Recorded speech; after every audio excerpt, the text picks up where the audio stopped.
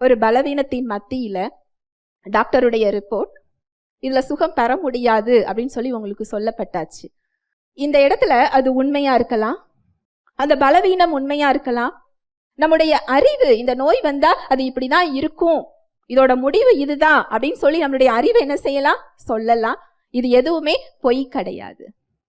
ஆனால் இயேசு கிறிஸ்து எனக்காக என்னுடைய பாவங்களை அவர் சுமந்து கொண்டிருக்கிறார், என்னுடைய நோய்களை அவர் சுமந்து கொண்டார். அவருடைய இரத்தத்தினால் நான் கழுவப்பட்டிருக்கிறேன், மீட்கப்பட்டிருக்கிறேன்.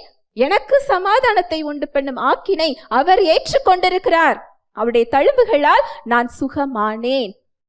அவரை மரித்தோரிலிருந்து எழுப்பின ஆவியானவர் எனக்குள் இருக்கிறார் அப்படிங்கிறத நீங்க விசுவாசித்து அதுல நீங்க உயர்த்தும் பொழுது அந்த நோய், அந்த மரணம் உங்களை மேற்கொள்ள முடியாது.